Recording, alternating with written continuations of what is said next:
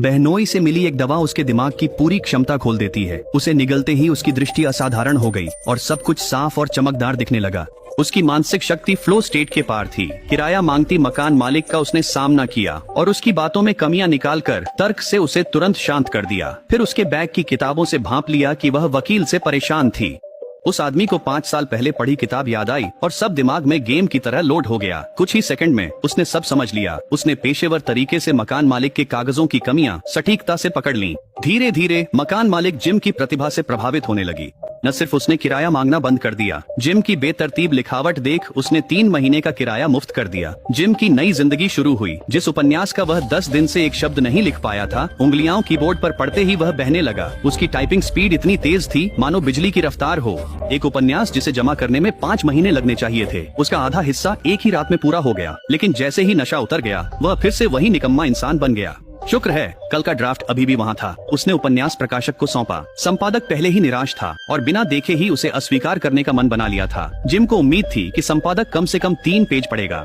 अगर उसे दिलचस्पी न हो तो वह तुरंत एडवांस वापस कर देगा। उसका आत्मविश्वास देखकर संपादक ने कहा कि वह समय मिलने पर इसे पढ़ेगा। जैसा कि उम्मीद थी, जिम के घर पहुंचते ही उसे एक कॉल आया जिसमें अपडेट के लिए मिन्नतें की जा रही थीं। जिम खुशी से लगभग उड़ने लगा, लेकिन उसने संपादक को तुरंत जवाब नहीं दिया, क्योंकि बिना उस दवा के वह बाकी हिस्सा लिख ही नहीं सकता था। इसलिए जिम दवा लेने अपने पूर्व साले के पास गया, पर दरवाजा खोलते ही उसने देखा कि कमरा बिखरा हुआ था, जैसे कोई झगड़ा हुआ हो और साला मर चुका था। जिम ने तुरंत पुलिस को फोन किया।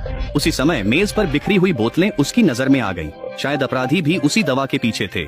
ऐसा लग रहा था कि वे जल्दी में चले गए थे। यहाँ तक कि शवों को भी नहीं छुआ गया था। जिम ने अंदाजा लगाया कि दवा नहीं ली गई थी, इसलिए उसने हर जगह तलाश शुरू कर दी। लेकिन सब कुछ देखने के बाद भी कुछ नहीं मिला। अपना लाया हुआ फ्राइड चिकन ठंडा हो गया देखकर जिम और भी ज्यादा निराश हो गया। अप्रत्याशित रूप से चिकन ने उसे याद दिलाया, उसने माइक्रोवेव की जाँच नहीं की थी।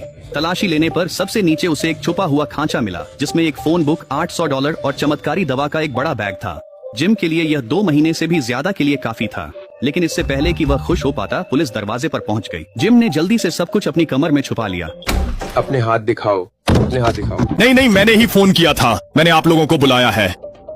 बाद में जिम को पूछताछ के लिए पुलिस स्टेशन ले जाया गया। वह अपराध बोध में हकलाने ही लगा। आखिरकार दवा मिलने से पहले उसने अपने बहनोई से 2 साल से भी ज्यादा समय तक कोई संपर्क नहीं किया था। फिर भी मौत वाले दिन वह अचानक उसके घर आ गया, जिससे स्वाभाविक रूप से शक पैदा हुआ और चमत्कारी दवा के बारे में बात करना असंभव था। तनावग्रस्त जिम के लिए तब सब बदल गया जब उसे छोड़ने वाली पूर्व पत्नी ने गवाही देने के लिए फोन किया। जिम खतरे से बच गया और दवा लेकर अपनी पूरी क्षमता में लौटा। 2 दिन में 10 लाख शब्दों का उपन्यास लिखा। 3 दिन में पियानो लेवल 10 सीखा और फ्लर्ट करना तो सबसे आसान था।